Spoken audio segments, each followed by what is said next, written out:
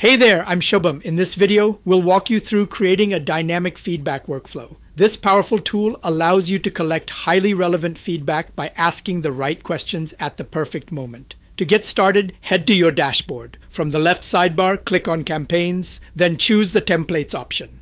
Next, select the Feedback Workflow template.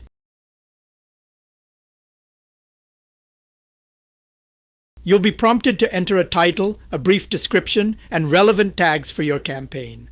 Once you've filled in the details, click Let's Get Creative.